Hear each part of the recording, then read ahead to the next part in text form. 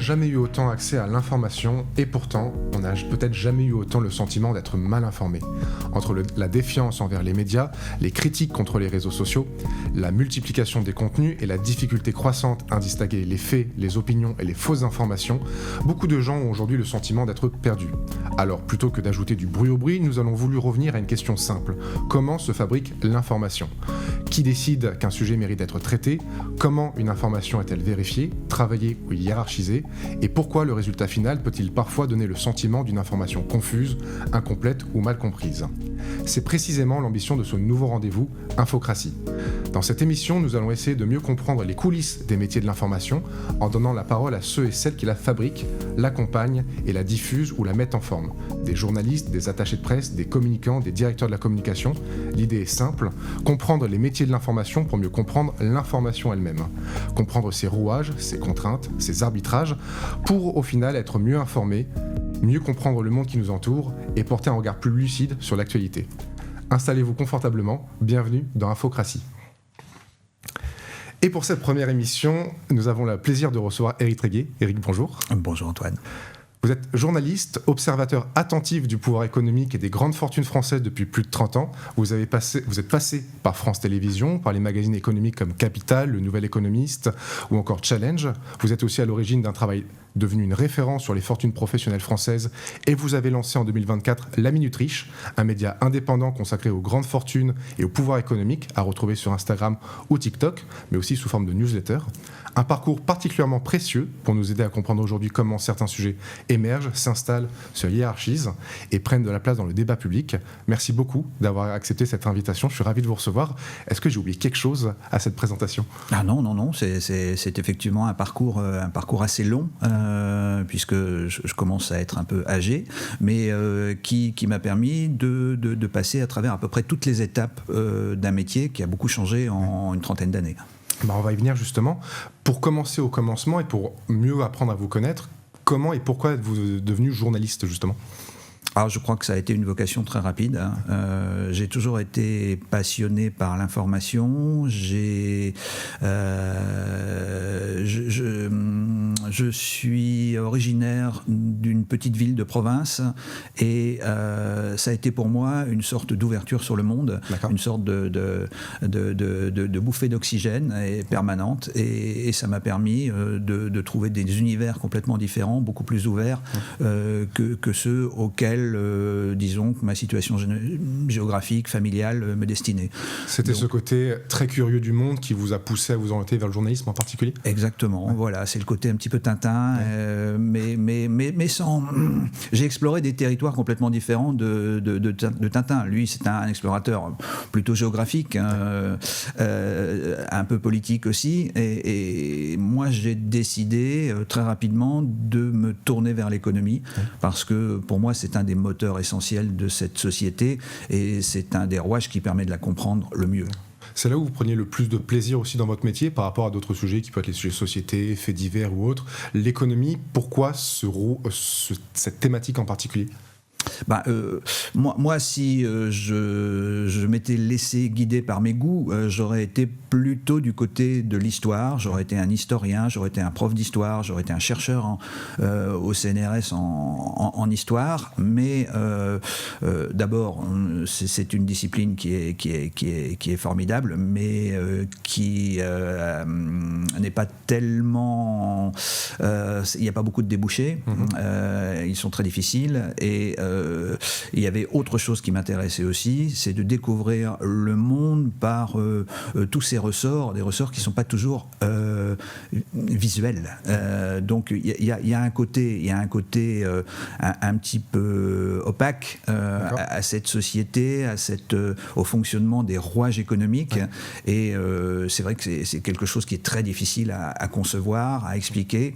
Et je me suis dit, moi, si j'aime ça, je peux essayer de faire aimer ça aux autres. Et donc ça a été le début d'un long cycle de plongée dans l'univers économique. Justement, vous nous avez dit que vous avez 30 ans d'expérience dans le milieu du journalisme.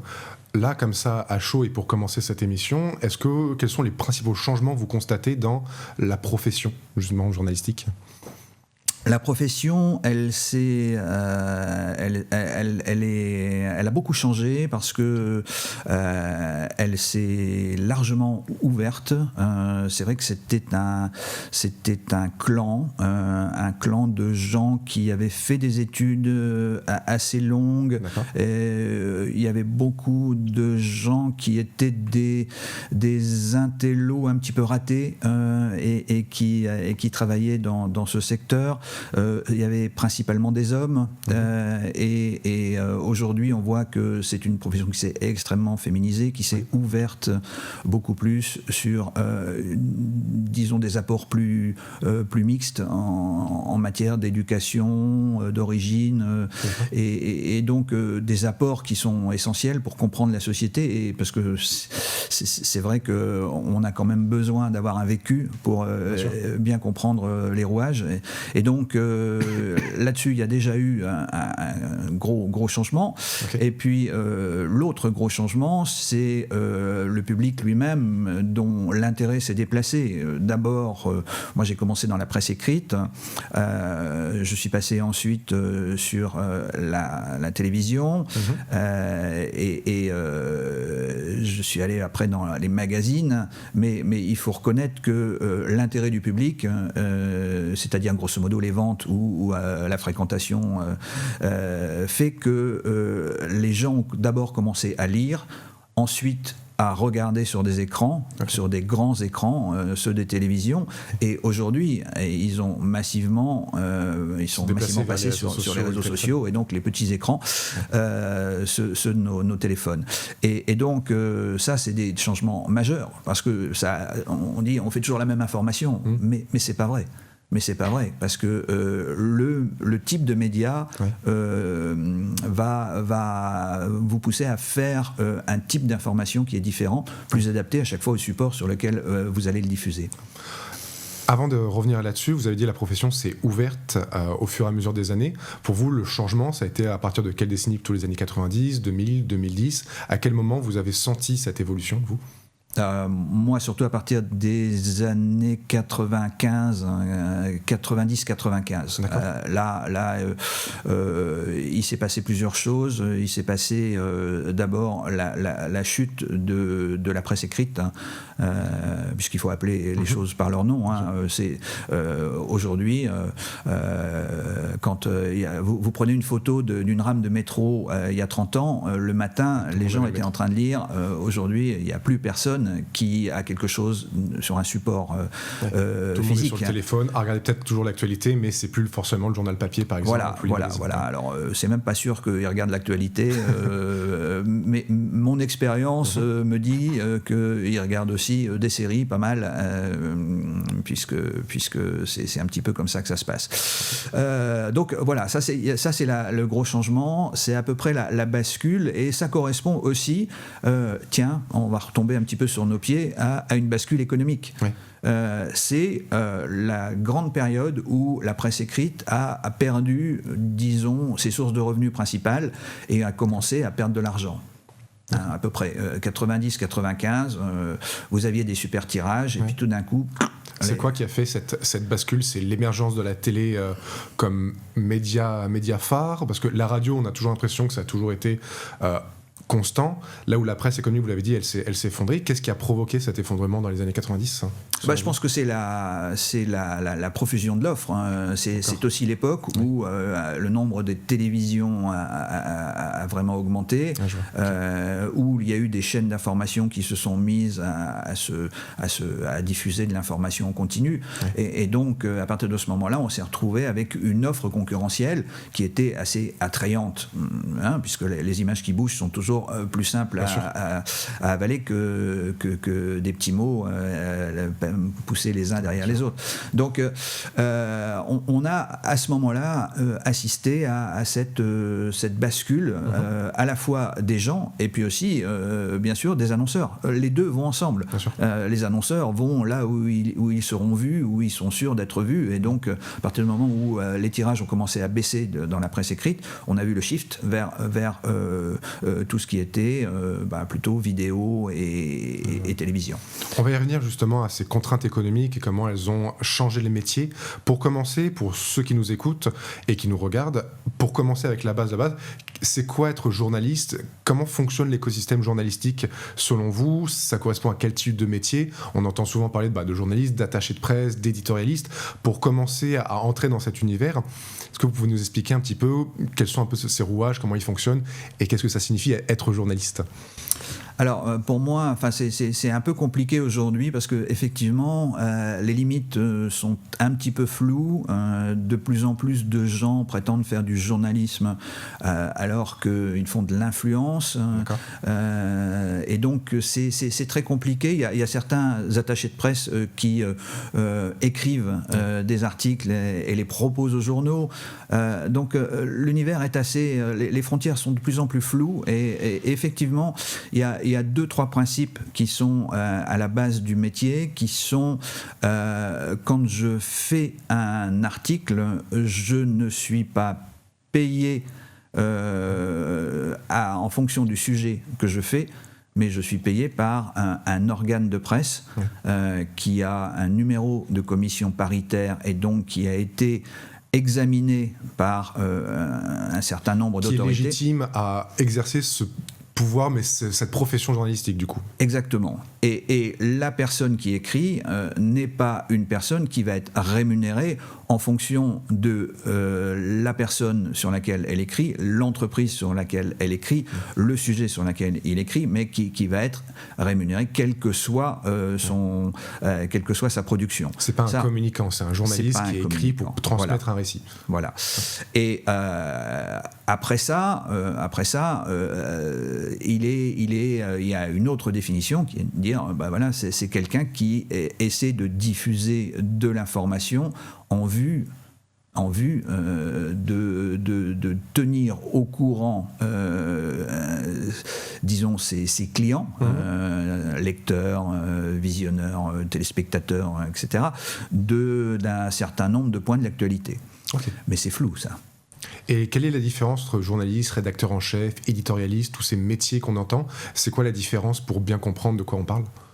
Eh bien, une rédaction est organisée comme une chaîne d'information avec un certain nombre de professionnels qui, à chacun des étages, opèrent. C'est comme une entreprise, chacun a son métier quelque part. Chacun a son métier. Donc, on a le rédacteur qui, lui, écrit ou tourne ou en tout cas rédige, enregistre et tout ça, et qui, lui, est le premier chaînon de ça. Au-dessus, il y a généralement un chef de service ou quelqu'un qui essaie de suivre un secteur particulier. Donc vous avez un chef de service sport, un chef de service spectacle, un chef de service politique, etc. Thématique. Et au-dessus de ça, vous avez un chef d'orchestre, un rédacteur en chef, qui est là pour voir comment est-ce que ça roule, est-ce que le mix produit dans ce qu'on fait est conforme à ce qu'on a en tête, est-ce que on a des faits suffisamment intéressants pour retenir le spectateur ou le lecteur, et donc ça c'est 3 chaînes principales. Puis à côté on peut avoir des chroniqueurs, ils ne font pas partie de la rédaction, c'est des gens qui ne sont pas payés ou qui sont payés, ça dépend, mais qui apportent leur point de vue, un point de vue personnel, dont la rédaction n'est pas, la rédaction n'est pas forcément associée. C'est pas des journalistes, c'est des chroniqueurs du coup. C'est des chroniqueurs, voilà. Ils commentent l'actualité, mais ils ne partagent pas une information, ils la commentent juste. Ils la commentent, oui. Voilà. Ok. Et donc, voilà, ça c'est un peu le circuit qui peut être collé sur à peu près toutes les entreprises de presse, que ce soit la télévision, la radio, la presse écrite et même les agences de presse qui fonctionnent exactement pareil. Après, il y a des petites aspérités en fonction, disons, du processus industriel de production. Chaque entreprise de presse, finalement, va avoir sa tambouille, sa façon de faire. faire, et du coup les règles du jeu ou de profession vont un petit peu évoluer en fonction des besoins de l'entreprise en gros. Oui, non, ce que je voulais dire, c'est qu'en fonction du secteur dans lequel on est, si vous êtes dans la presse écrite, eh bien, il faut un moment, il faut mettre les petits mots ensemble, Oui. les mettre sur un logiciel qui va être envoyé à l'imprimerie et qui va mettre en page tout ça. Oui. Donc là, il y a aussi un autre aspect de la profession qui est tout aussi honorable, hein, parce que c'est aussi une vision, on imprime une vision selon comment on présente les choses. Et de la même manière, on a des monteurs en télévision, on a des cadreurs, on a tout un... C'est intéressant. Qu'est-ce que vous voulez dire par on présente les choses selon une vision des choses? Qu'est-ce que vous voulez dire? C'est-à-dire, un journaliste, quand il veut présenter un récit, il ne va pas présenter le récit dans son ensemble, c'est ça? Non, mais c'est pas ça. C'est que quand on fabrique l'information, il y a l'information de base et la façon dont on la restitue. Qu'est-ce que c'est la différence pour bien comprendre? C'est énorme, c'est énorme. Prenez un titre. Vous prenez un titre en disant, je sais pas, Donald Trump était là aussi. Vous mettez aussi en italique, mais vous changez complètement le sens de cette phrase. Ok. Donc, vous voyez, juste, vous n'avez pas changé de mot, vous n'avez pas changé quoi que ce soit, vous avez juste changé ce qu'on appelle la fonte ou la forme du mot. Et vous avez véhiculé une autre idée, une autre vision d'une phrase qui est pourtant anonyme. Donald Trump était là aussi, mais vous avez aussi entre guillemets, par exemple, qui change entre guillemets, voilà, qui peut changer tout. Et donc, pourtant, vous n'avez formellement rien changé. Les mots sont toujours là. D'accord. Donc, c'est ça qu'on appelle l'angle journalistique? Pas forcément, non. Ce que je disais, c'est que tous ces gens sont là aussi, en dehors de la structure de la rédaction elle-même, pour apporter des colorations, des regards différents sur l'actualité. Des visions, voilà. Ou accentuer la vision qui a été voulue par le journaliste au départ.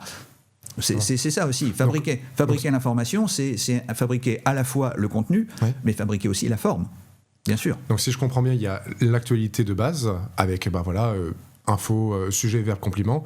Un journaliste va soit ajouter un article là-dessus pour ajouter des compléments d'information dessus, ou apporter un regard complémentaire qui va apporter plus de matière à cette actualité, en fait. Exactement. D'accord, ok. Très clair. Justement, quand on parle d'information, la création d'une information à proprement parler, comment ça arrive à l'oreille d'un journaliste? C'est quoi le tout début? On n'est pas au courant qu'il y a une actualité. Comment ça tombe, entre guillemets? On entend souvent parler l'information est tombée. Comment ça se passe, le début, la découverte d'une actualité et son traitement? C'est quelque chose d'assez mystérieux, mais qui mérite aussi d'être étudié de près, parce qu'effectivement, il y a deux façons de voir le métier et deux façons d'agir qui sont très distinctes. La première, c'est je subis l'information est tombée, je réagis. La deuxième, c'est je cherche l'information et je la crée. Et donc c'est deux filières complètement différentes de journalisme, deux journalismes complètement pas opposés, mais qui ont des chemins qui ne se croisent rarement. Et alors donc si on prend cette expression l'information est tombée, eh bien il faut savoir qu'il y a plusieurs sources d'informations possibles pour un journaliste. La première, ce sont les personnes ou les structures qui sont à la base de cette information. Donc il y a le communiqué de presse, la déclaration, le rendez-vous mensuel, le meeting habituel, hebdomadaire ou mensuel ou annuel. C'est quelque part des gens qui vont fournir de l'information à des journalistes, du coup. Qui vont fournir, avec un rendez-vous qui peut être fixe, par exemple, ou alors un rendez-vous qui est à l'initiative de la structure, de la personne. Comme vous l'avez dit, les communiqués de presse, le rendez-vous, la conférence, des trucs comme ça. Donc là, on est un petit peu, en tant que journaliste, on est un petit peu à la merci de ce genre d'informations et on doit réagir hyper vite à ça. Il y a un autre étage d'information qui est les agences de presse. Les agences de presse, leur boulot, c'est justement de faire ça à la place des centaines d'entreprises de presse qui sont leurs clients. Vous imaginez bien que quand il y a un rendez-vous à l'Élysée, une déclaration du Premier ministre à Matignon, il n'y a pas les 500 rédactions qui ont envoyé, en France il y a à peu près 500 rédactions, il n'y a pas 500 rédactions qui ont envoyé une personne. Il va y avoir donc le journaliste de l'AFP, une douzaine de journalistes de radio, télé qui ont besoin d'être là parce que physiquement ils ont besoin de faire les images.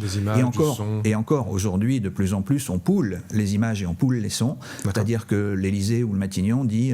vont fournir directement la matière, c'est ça? Voilà, il va y avoir quatre autorisés qui redistribueront ensuite ce qu'ils auront enregistré aux autres. Et donc il y a tout ça pour éviter justement cette foule qui...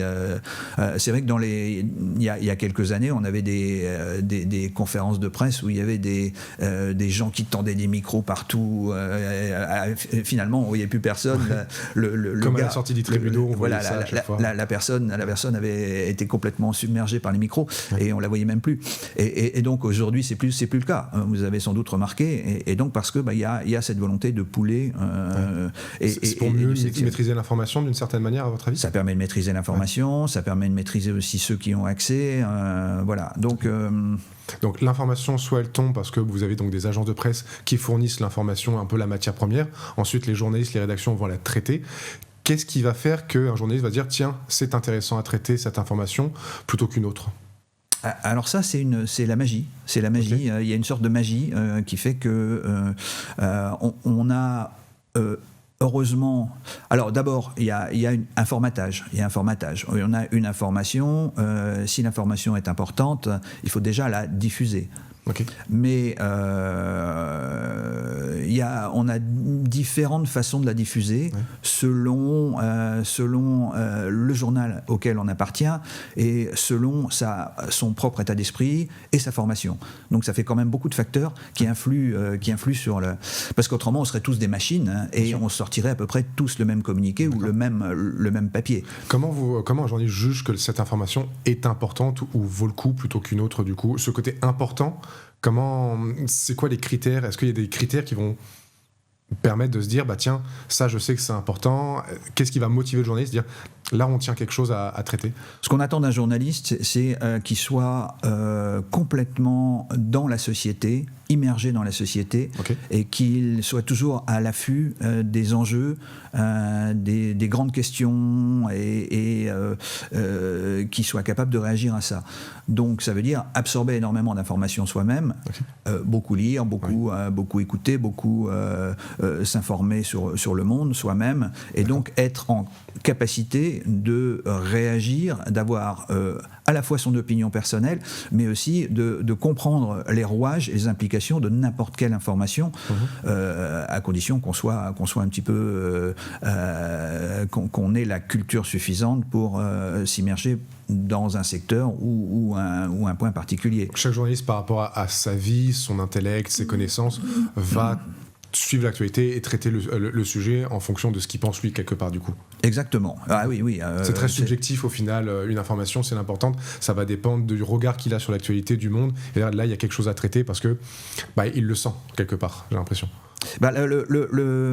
L'idée de départ, c'est toujours de rester objectif. Mais à force de dire qu'on veut rester objectif, c'est qu'on sait qu'on a un problème d'objectivité, parce que c'est très difficile d'être objectif.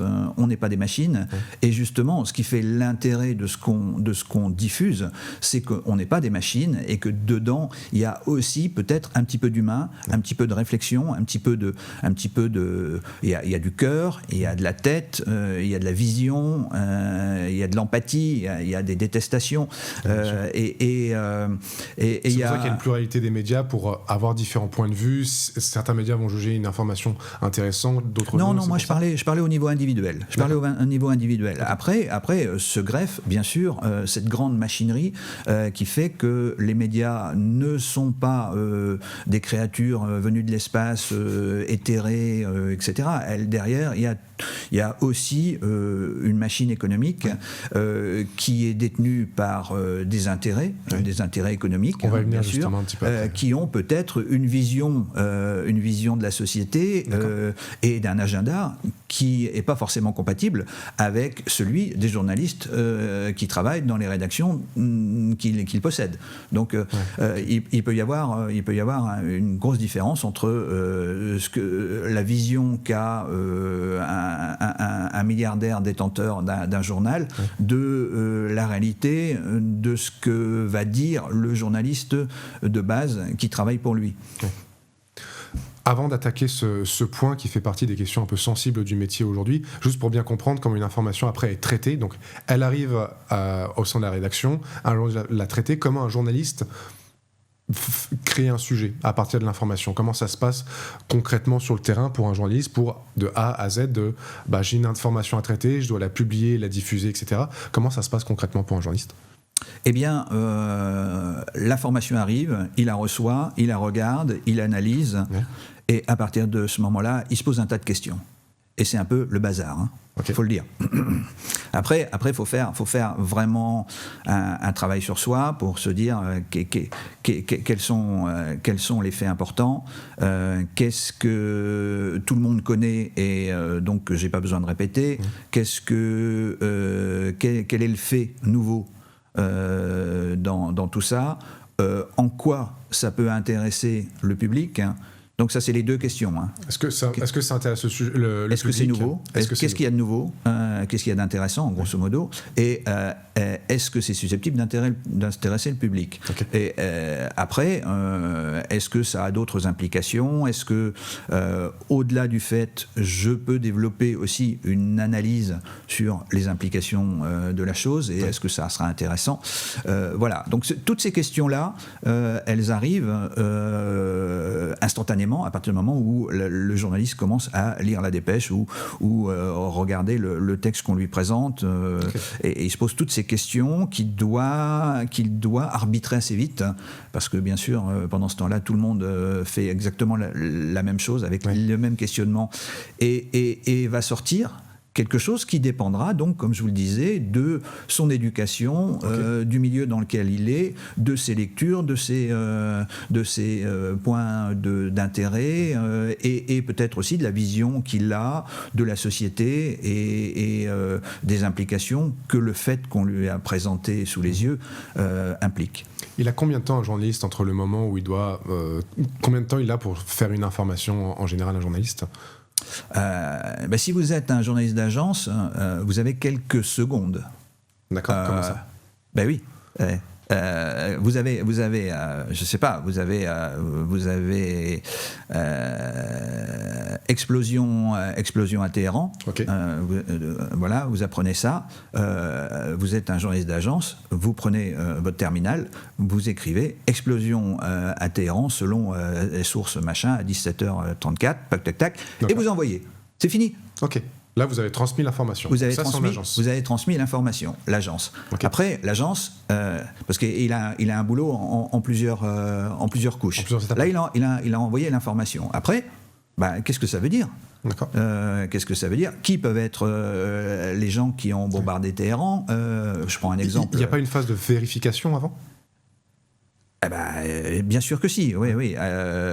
Ça vient d'une source forcément. S'il la diffuse, d'abord il a d'abord vérifié sa source. Voilà, moi je vous avais dit explosion à Téhéran, et lui il a écrit explosion à Téhéran à telle heure selon. Voilà. Si il peut vérifier directement, il le fait. S'il peut pas vérifier directement, il cite les sources on avance. Après, deuxième couche, il regarde cette information et il dit qui peut avoir bombardé, pourquoi a-t-il bombardé, dans quelles circonstances, et donc il va dérouler le deuxième papier, mais vous avez bien compris que l'information là, il a dû réagir dans la seconde. Et il a balancé son info dans la seconde. Le temps de vérifier la source, de vérifier l'heure, un certain nombre de choses. Mais ça va très très vite dans certains cas. Et puis après, bien sûr, on peut développer. Et un journaliste d'agence, dans certains cas, fait 5 papiers sur un seul fait. D'accord. Pourquoi ? Parce qu'il envoie justement bombardement à telle heure, selon. Ensuite, il développe un petit peu cette information. Voilà, les explosions ont été entendues. 6 avions ont été. Il développe les informations qu'il a entendues juste après, en fait. Voilà. D'abord l'information principale et après quelques détails au fur et à mesure. Les détails à mesure qu'il les apprend. Et puis à la fin, il fait un papier d'angle qui dit pourquoi est-ce qu'on aurait fait ça. Et vous voyez, donc c'est les différents moments des médias qui a l'immédiateté, un peu le développement et puis après la réflexion. D'accord. Est-ce que c'est pareil pour des journalistes qui sont en télé, en radio, sur des sites web ou dans de la presse écrite, magazine ou papier ? Regardez, ça arrive sans arrêt. Vous regardez un journal télévisé, de temps en temps, il y a quelqu'un qui dit on vient de nous apprendre la mort de X ou X personnes, voilà. Généralement, comme c'est une machine industrielle un peu compliquée, la télévision, vous n'aurez pas dans le journal la nécro de la personne qui est morte. Oui. Vous l'aurez dans le journal d'après. Mais vous aurez exactement ça, c'est-à-dire le fait d'abord le plus vite possible, et ensuite on développe. D'accord, ok. Ça c'est de la presse d'information d'actualité. Il y a d'autres types de presse. D'accord. Qui sont... Comme quoi, par exemple ? Il y a la presse d'investigation, qui est complètement différente, qui ne fonctionne pas comme ça, qui fonctionne avec d'autres ressorts complètement différents, et qui sont liés à l'actualité. Ils ont plus de temps, eux, pour travailler des sujets, faire plus de recherche, d'investigation, du coup... ils ont plus de temps parce que les sujets, ce sont eux qui les cherchent. Et c'est eux qui les diffusent quand ils veulent, ils ne sont pas régis à une actualité pressante, par exemple. Exactement. Et ça demande aussi les mêmes qualités, c'est-à-dire être immergé dans la société, être capable de lire cette société, d'avoir une vision, dire, c'est injuste, c'est pas juste, on a le droit de faire ça, mais on n'a pas le droit de faire ça, c'est autorisé, mais c'est abusif. Donc il faut avoir un regard dans ces cas-là, et ce regard, derrière, on est capable de le décliner sur à peu près tout. C'est-à-dire que vous allez réagir à un jugement du tribunal de commerce, un jugement du tribunal civil, un jugement d'un tribunal pénal, et vous allez sortir quelque chose. Vous allez vous intéresser à une transaction qui a fait l'objet d'un article d'actualité, mais qui vous semble bizarre parce que elle est bancale dans sa présentation, parce que il y a plein de petites choses qui vont vous alerter, et vous allez enquêter dessus et peut-être découvrir quelque chose. Vous allez être alerté par un interlocuteur qui vous dit, vous n'avez peut-être pas vu ça, mais ça serait vraiment intéressant que vous regardiez parce que c'est carrément scandaleux.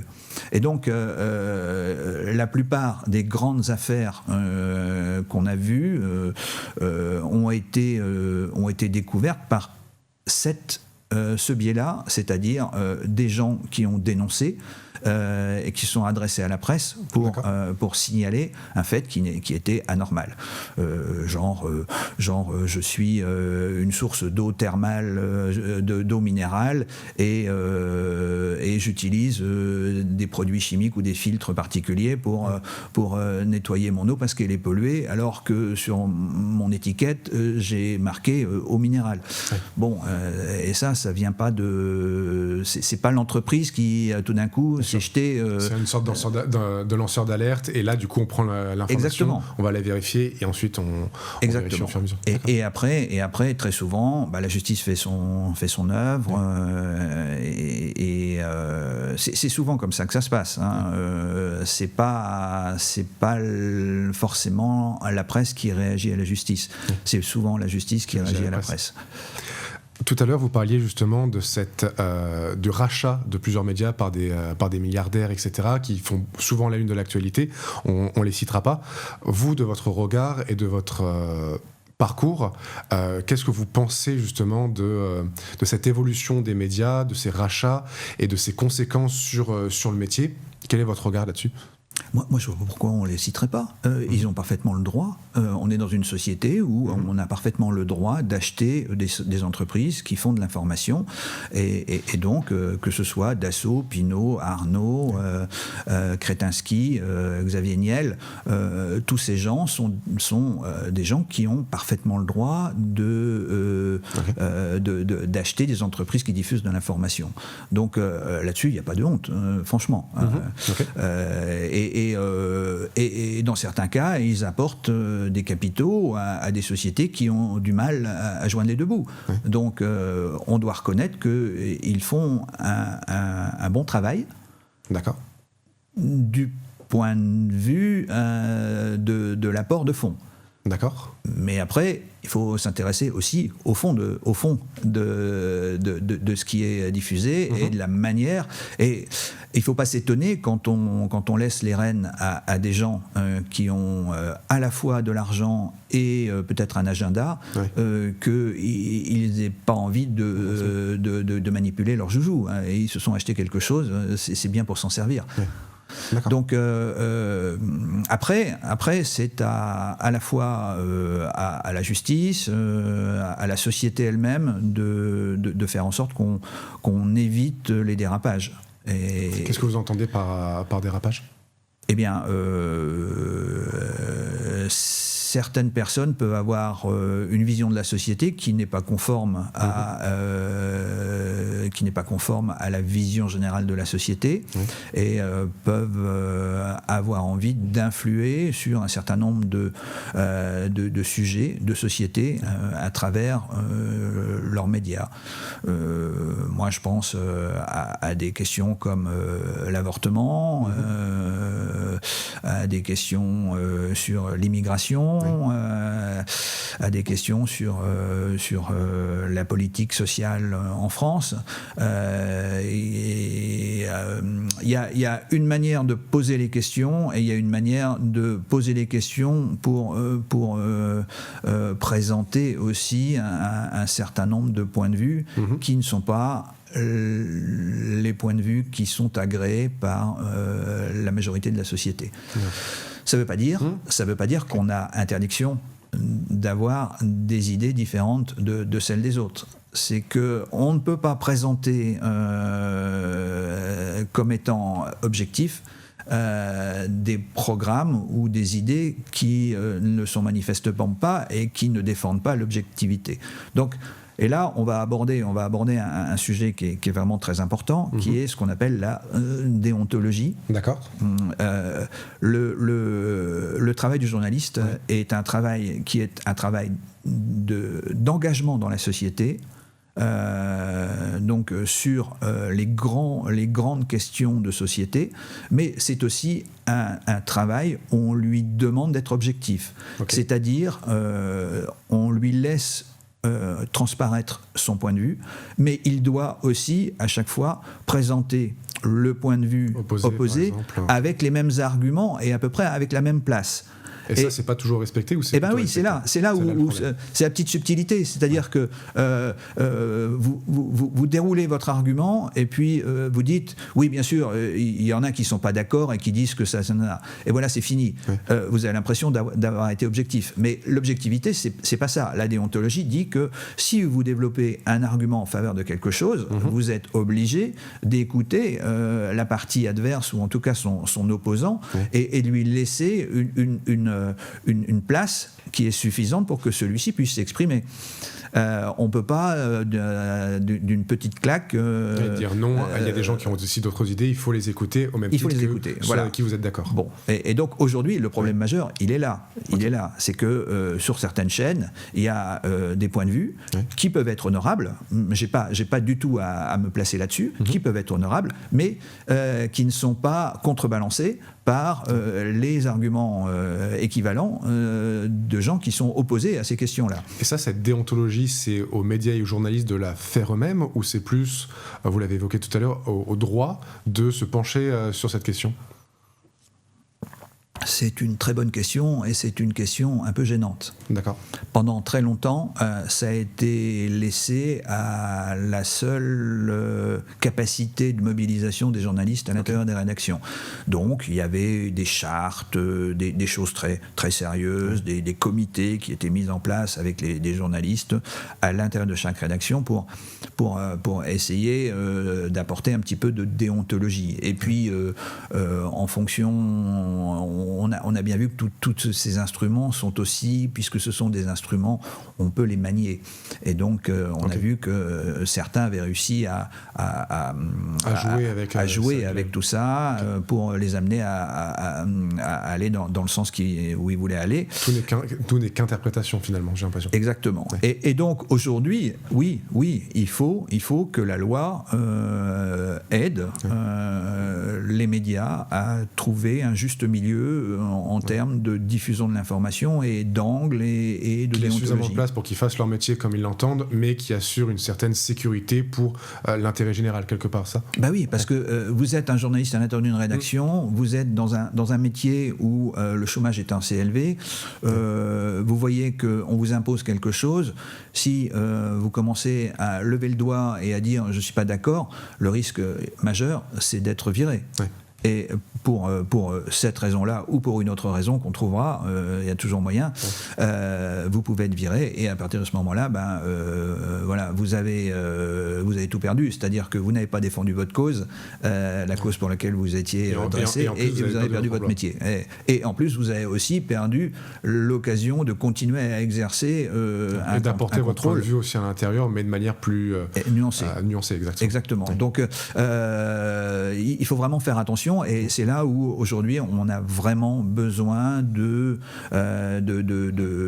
d'articulation juridique plus forte pour aider à ce que le pluralisme soit respecté, que l'objectivité soit recherchée.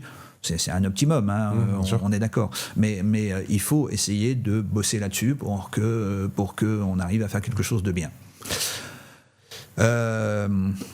C'est vrai que c'est en fait c'est le seul argumentaire qu'un journal puisse avoir face à la diffusion des informations qui est aujourd'hui très facile et très largement réalisée par les entreprises, les institutions et même des individus qui ont là aussi des choses, un agenda, des choses à défendre et qui se proclament journalistes ou médias. Justement, vous en avez parlé au début de l'émission, cette différence entre information, communication, récit préparé. Aujourd'hui, comment on peut, en tant que consommateur de l'information, comprendre ces différences-là et les détecter, selon vous ? C'est très difficile. C'est très difficile. Ça va être de plus en plus difficile. Et d'ailleurs, vous avez bien vu le développement des histoires de fake news. Qui sont rentrées dans le langage courant. Oui, et chacun aujourd'hui, quand on n'est pas d'accord avec une idée, on n'a qu'à dire fake news et hop, c'est fini. On passe à autre chose parce que vous avez jeté le discrédit sur les idées. Et là, moi j'ai bien vu cette évolution. Elle n'est pas très vieille. Hein. Elle a moins de 10 ans. C'était pas comme ça avant ? Il y a moins de 10 ans, non. Vous disiez fake news, les gens vous répondaient et prenaient le temps de vous expliquer pourquoi. Là, aujourd'hui, on vous jette fake news au visage, vous savez que vous aurez beaucoup de mal à remonter la pente. Oui. Parce que c'est devenu quelque chose d'assez commun de remettre en cause l'information qu'on reçoit. Oui. Pourquoi ? Parce que pour toutes les raisons qu'on a déjà exposées, mais il y en a de nouvelles. Il y en a en plus de nouvelles. Aujourd'hui, avec l'intelligence artificielle, on génère de l'information qui est crédible et qui est fausse. Et certains peuvent avoir intérêt à le faire. On a vu Grok, par exemple, émettre... Par rapport à des agendas, justement, comme vous l'évoquiez avant. Mais complètement. Donc, il faut être conscient qu'on est dans un monde qui est beaucoup plus compliqué que celui qui a 10 ans.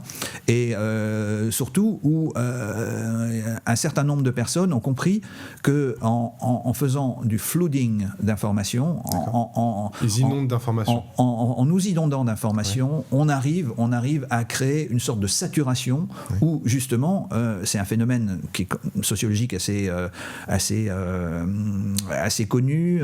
Des sociologues comme Michel Crozier ont bien travaillé sur l'affaire. L'information, à partir du moment où on en a trop, il y a une saturation. Il y a une saturation et vous avez une sorte de fatigue. Ça s'appelle decision fatigue en anglais.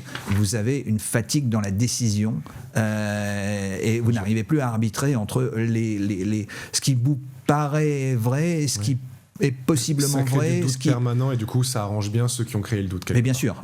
Le doute profite toujours à celui qui l'a créé. Voilà. Donc on est vraiment dans un nouvel univers et on peut se poser des questions. Avec de nouveaux codes et du coup il faudra s'adapter à nouveau. Ok. Non, on n'en est plus là. C'est-à-dire que avec le surcroît d'informations, on est sûr d'une chose, c'est que le cerveau tel qu'il est, le cerveau humain d'aujourd'hui, n'est plus capable d'ingérer autant d'informations et de nous aider à faire le discernement. Donc on a déjà perdu cette bataille. On n'arrive plus à déceler le vrai du faux. Voilà. Et il faut avouer que c'est de plus en plus difficile. Ce matin, j'ai vu des photos de Trump avec ses parents, une déclaration de sa mère qui est mon fils est un crétin et j'espère qu'il sera jamais à la tête du gouvernement ou d'un gouvernement, etc. Présenté comme un message de sa mère juste avant qu'elle disparaisse. Sauf que tout ça est faux. La photo est fausse, c'est une photo en noir et blanc alors que la photo qui correspondait est une photo en couleur. La phrase est fausse, elle n'a jamais prononcé ça et pourtant vous le retrouvez, vous tapez ça sur... Et c'est inondé dans plein de sources différentes qui vont reprendre... Bien sûr. Et est-ce que les journalistes ont un rôle à jouer là-dedans justement dans la vérification pour transmettre des informations vraies, pour garder leur crédibilité? Comment ils peuvent faire? En même temps, c'est pas des magiciens les journalistes. Ils peuvent pas tout d'un coup arriver avec une petite brosse en disant ceux-là je les efface parce qu'ils sont pas bons et puis ceux-là ils sont bons.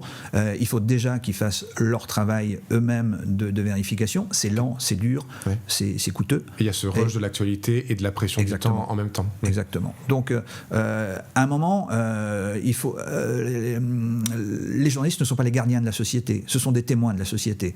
Et donc on ne peut pas demander, on ne peut pas exiger de leur part des choses qu'on n'exigerait pas d'une institution qui a des moyens et qui a des gens pour s'en occuper. Donc il faut vraiment être conscient que là on est dans une bascule. On a eu une montée en charge avec la multiplication des sources, on parlait des réseaux sociaux, etc. Très bien, ça c'était encore il y a 2-3 ans. Mais là, maintenant avec depuis 2 ans, c'est encore plus... L'arrivée de l'IA est extraordinaire pour changer ce monde et ce monde de l'information avec un flot continu d'informations complètement contradictoires dans lequel il sera de plus en plus difficile de distinguer le vrai du faux, même quand ça vient de sources, parce que on peut très bien émettre des posts par exemple sur les réseaux sociaux en disant selon Le Monde, mais Le Monde n'a jamais dit ça, mais vous l'imprimez et donc des gens vont prendre ça ils font confiance à cette source. Ils voient Le Monde, sauf que ça n'a jamais été publié par Le Monde, mais ils font confiance à ce qu'ils ont vu.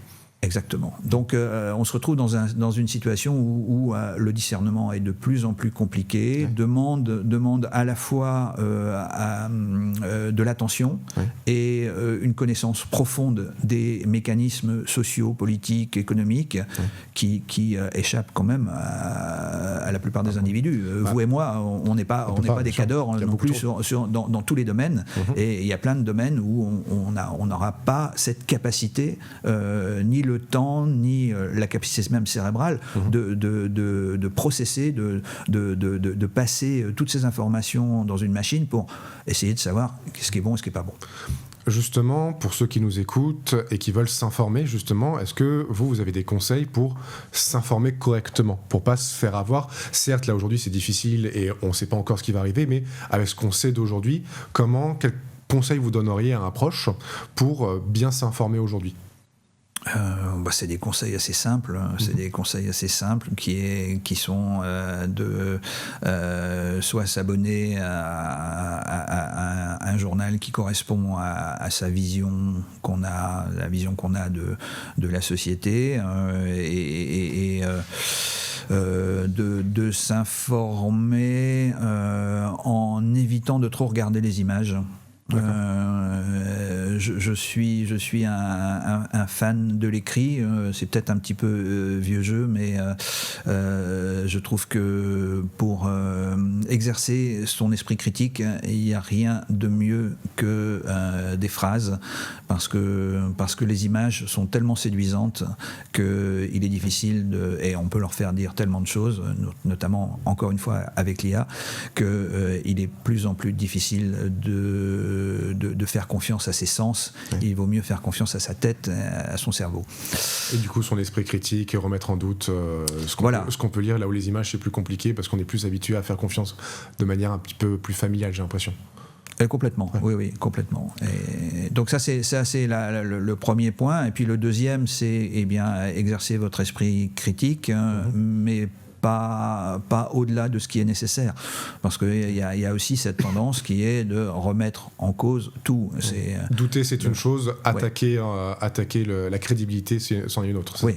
On a vu ce qu'on appelle le complotisme se développer de manière fulgurante depuis quelques années, et notamment c'est encore accéléré depuis l'arrivée de l'IA. On va encore reparler d'elle, parce que ce sont des instruments qui ont un talent de conteur, et ça compte beaucoup. Ça compte beaucoup de savoir raconter les choses, et ils ont un talent de conteur pour trouver les bonnes sources, même en fabriquer et rendre des histoires crédibles alors qu'elles ne le sont pas. Merci beaucoup. Avant de terminer cette émission, je vous propose un petit jeu sur les clichés des journalistes, justement. Vrai, faux, ou c'est plus compliqué que ça. Je vous pose des questions, vous me répondez vrai, faux, c'est plus compliqué que ça, ou joker si vraiment vous ne voulez pas y répondre. Question numéro 1. Les journalistes sont tous devenus journalistes à cause de Tintin ou Spirou? Moi je pense que oui. Je connais même un journaliste qui voyage beaucoup et qui prend une photo de chacun des endroits où il arrive avec un petit Tintin posé sur le rebord d'une fenêtre. Et donc c'est pas un cliché du tout en fait. C'est pas du tout un cliché. Un journaliste vit avec une deadline greffée au cerveau? Complètement, et j'avais une journaliste qui m'a dit un jour, parce que j'avais justement cette deadline complètement greffée au cerveau et j'avais très peur de ne pas la respecter, elle m'a dit, pour me rassurer, mais tu sais, un journal paraîtra toujours. Et donc ça m'a complètement rassuré. J'avais peur de rater la deadline, etc. Et donc j'étais vraiment en train de tourner comme un petit lemming dans ou un cochon d'Inde. Et donc elle m'a calmé instantanément grâce à ça. Un journaliste ne décroche jamais vraiment de l'actu. C'est vrai. Tout le monde peut devenir journaliste. Je pense que tout le monde est un petit peu journaliste de sa propre vie, de ses convictions. Quand vous faites la conversation de bistrot est un petit peu de journalisme. Elle manque un petit peu de fond, mais très souvent, même dans les familles, quand une discussion un peu sérieuse s'engage, on essaie de confronter des points de vue et c'est déjà du journalisme. Les journalistes aiment les questions pièges. Questions pièges. Quand un journaliste dit « j'en ai pour 5 minutes », il faut se méfier. C'est vrai. La qualité du journaliste, la première qualité du journaliste, c'est la curiosité. Les journalistes anglo-saxons travaillent mieux que les journalistes français. Et c'est la réputation qu'ils ont. J'ai pas forcément cette impression quand j'en ai fréquenté pas mal, et ils travaillent aussi bien. Il existe des journalistes dits de cour. Complètement, oui, j'en ai rencontré plusieurs. Un journaliste pense déjà à sa prochaine question pendant qu'on lui répond. Toujours, même plutôt 2. Les journalistes adorent les gens qui disent « je serai bref ». Moi j'ai très très peur de ces gens-là parce qu'ils sont très très longs généralement ceux-là. Un journaliste préfère une bonne citation à presque tout. Oui, le punchline on aime bien aussi, on adore ça. Un journaliste sait travailler dans n'importe quelle condition. Oui, Ouais, on a tous travaillé dans des conditions absolument incroyables. Je peux vous raconter que au tout début, quand j'ai travaillé un petit peu à la radio, j'étais avec un agra énorme et on dévissait les combinés des cabines téléphoniques qui étaient encore très très courantes à l'époque pour clipser 2 pinces crocodiles pour transmettre. Ça se faisait comme ça. Ouais, okay. Et on faisait le numéro de la rédaction et on transmettait comme ça. Vous envoyez les sons comme ça. Ouais. Exceptionnel. C'est incroyable. Ouais, c'est incroyable. Quand je raconte ça à des gens qui ont votre âge, ils ont du mal à croire parce que c'est complètement fou. Voilà. Et donc on peut travailler dans n'importe quelle condition. J'ai travaillé donc avec mon agra comme ça, en train de bricoler ça avec le combiné donc coincé sur l'épaule et moi rédigeant quelque chose pendant ce temps-là en même temps que je composais le numéro de la rédaction. Oui, tout terrain. Donc on peut faire beaucoup de choses avec 2 mains et un cerveau. Les journalistes sont-ils tous de gauche ?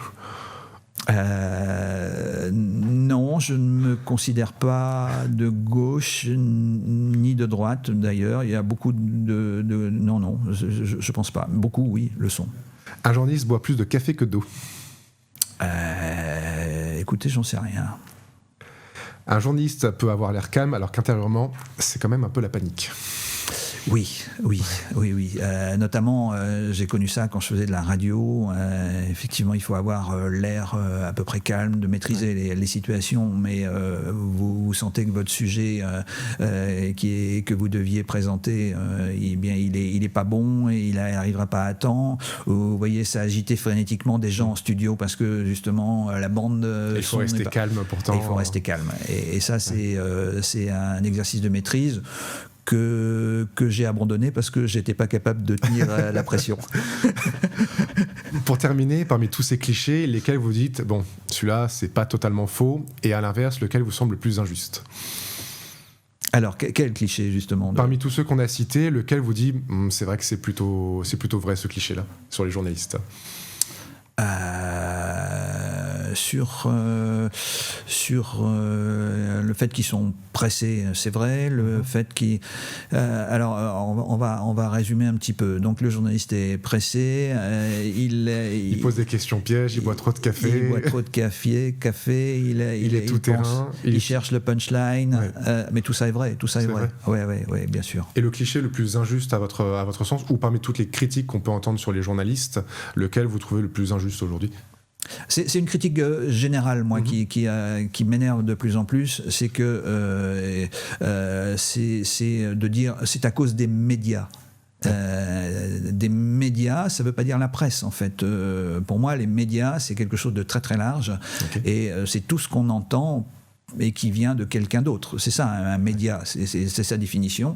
Et donc, c'est à cause des médias où les médias n'ont pas su montrer ça selon le jour qu'il fallait. Et donc, on renvoie aux journalistes des critiques qu'on adresse en fait à la façon dont la société fonctionne.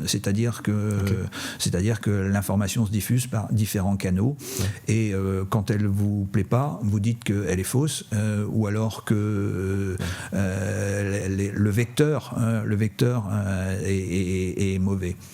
C'est un petit peu comme dans les saloons où on disait qu'on s'en prenait à la chanteuse plutôt qu'à la chanson quand la chanson était mauvaise. C'est un petit peu ça. C'est-à-dire que là, on chante en tant que journaliste, on chante, mais derrière, il faut regarder quel est le fond. Quel est le fond de l'information, et on nous reproche en fait d'apporter de mauvaises nouvelles. C'est un peu ça. Merci beaucoup d'avoir pris le temps pour cette première émission. C'est un vrai plaisir. Merci aussi à vous qui l'avez écouté jusqu'au bout. Si vous avez des commentaires, n'hésitez pas à les laisser. Si vous avez des questions à poser à nos prochains invités, n'hésitez pas. Et nous, on se retrouve à très vite. À très bientôt. Merci Eric. Merci.